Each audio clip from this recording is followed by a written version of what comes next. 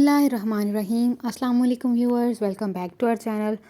आज हम बनाने जा रहे हैं पेशावर और खैबर पख्तूनख्वा की एक बहुत ही मज़ेदार सी रेसिपी जिसको ये रोश बुलाते हैं। बहुत ही कम स्पाइसेस में, बल्कि स्पाइसेस आपने बिल्कुल डालनी ही नहीं है। विदाउट ऑयल ये रेडी की जाती है। ऑथेंटिक रेसिपी है, बहुत ही मज़ेदार बनती है। तो चलें रेसिपी को स्टार्ट करते हैं। सबसे पहले हमने ले लिया है गोश्त। मटन लिया है हमने 1 किलो। अब इसको हमने अच्छे से जो है वो साफ़ कर लिया है, पहले धो लिया है। और अब इसको हमने नमक लगा के रख देना है। हमने 1 चम्मच नमक इस्तेमाल करना है 1 किलो के लिए। नमक डाल के हम इसको अच्छे तरीके से मिक्सअप कर लेंगे, ताकि जो नमक है वो सारे गोश्त को अच्छे तरीके से लग जाए और मिक्सअप हो जाए। इसको मिक्स करने के बाद हमने आधे घंटे के लिए इसको साइड पे रख देना है, रेस्ट दे देना है। अब हमने ले लेनी है एक मिट्टी की हांडी। अगर आपके पास अब मिट्टी की हांडी अवेलेबल नहीं है तो आप जो नॉर्मली घर पे जो बर्तन यूज़ करते हैं उसमें भी बना सकते हैं। इसमें हमने अब ऐड कर देना है गोश्त। सबसे पहले हमने वो वाली पीसेस ऐड करने हैं जिनके साथ चर्बी थोड़ी सी ज़्यादा हो। अगर चर्बी आपको मिल जाए तो आप वो 2 से 3 टुकड़े जो है वो यहाँ पे ऐड कर सकते हैं। क्योंकि हमारे पास अवेलेबल नहीं थी तो हमने वो वाले मीट के पीसेस यूज़ कर लिए हैं जिनमें चर्बी थोड़ी ज़्यादा थी। वो हम नीचे रख लेंगे और जो बाकी पीसेस हैं उनको हमने इस तरह से ऊपर बारी बारी एक एक करके रखते जाना है और इसको अच्छे से इसमें सेट कर लेना है। मिट्टी की हांडी हमने इसलिए इस्तेमाल की है क्योंकि पेशावर में और खैबर पख्तूनख्वा वगैरह में जहाँ पे ये ओरिजिनल रेसिपी बनाई जाती है वहाँ मिट्टी के बर्तन इस्तेमाल होते हैं। इसके साथ ही हमने जो टमाटर हैं वो रख देने हैं। इसमें साबुत ही इस्तेमाल होते हैं, काट के यूज़ नहीं करते।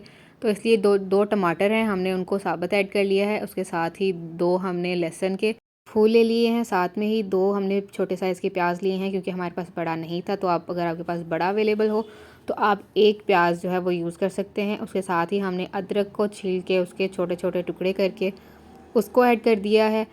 और अब हम 15 से 16 काली मिर्चें ऐड कर देंगे। पानी या कोई भी और स्पाइसेस हमने ऐड नहीं करने, क्योंकि जो गोश्त है वो अपना पानी छोड़ता है और उसी में पकता है। अब हमने आटा लेके गूंदा हुआ आटा लेना है और उसको इस तरह से सारे किनारों पे लगा लेना है, ताकि जो हम इसको जब कवर से ढकें तो जो अंदर से भाप है वो बाहर ना निकले। तो उस चीज़ को प्रिवेंट करने के लिए हमने इस तरह से जो आटा है वो किनारों पे अच्छे तरीके से लगा लेना है। आटा लगाने के बाद आप इसको इसके ढक्कन से कवर कर देंगे।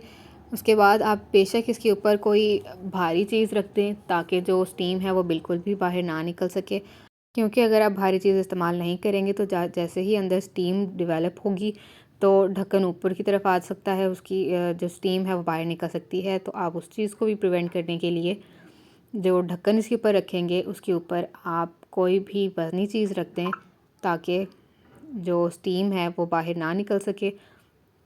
क्योंकि जो मटन है उसने उसी स्टीम में पकना है, तो अगर स्टीम बाहर निकलती रहेगी तो वो अच्छे से पकेगा नहीं। अब हमने शुरू में इसको मीडियम फ्लेम पे रखना है तकरीबन 5 से 7 मिनट के लिए, और उसके बाद हमने इसको लो फ्लेम पे कर देना है। अगर हम फ्लेम हाई रखेंगे तो वो अच्छे से पकेगा नहीं। तो आप स्लो फ्लेम पे तकरीबन 2 घंटे के लिए इसको पकने के लिए छोड़ देंगे। अब हमें 2 घंटे हो चुके हैं तो हम इस तरह नाइफ़ की मदद से आटे को काट के अलग कर लेंगे, ताकि जो हमने इसके ऊपर कवर दिया था उसको हम हटा सकें। अब पहले इसको थोड़ा थोड़ा खोलेंगे ताकि उसकी थोड़ी थोड़ी भाप निकल सके और एकदम से निकल के मुँह पे ना आए। और अब आप देख सकते हैं कि हमारा रोश रेडी हो चुका है। आप पानी देख सकते हैं कि इसमें कितना ज़्यादा है। हमने पानी बिल्कुल भी ऐड नहीं किया था, ये गोश्त का अपना पानी है जिसमें ये पका भी है। और अभी भी आप देख सकते हैं कि काफ़ी पानी है, हमने इसको ड्राई नहीं करना। इसी तरह से इसको डिश आउट कर लें और गरम गरम रोटियों के साथ पेश करें। बहुत ही मज़ेदार ये रेसिपी बनती है। और अगर आपको हमारी वीडियो अच्छी लगी हो तो इसको लाइक कर लें और कमेंट में ज़रूर बताएं कि आपको हमारी वीडियो कैसी लगी। और अगर आप हमारे चैनल पर नए हैं तो इसको सब्सक्राइब कर लें, ताकि मज़ीद इस तरह की वीडियोस आप तक पहुंचती रहें। बहुत शुक्रिया।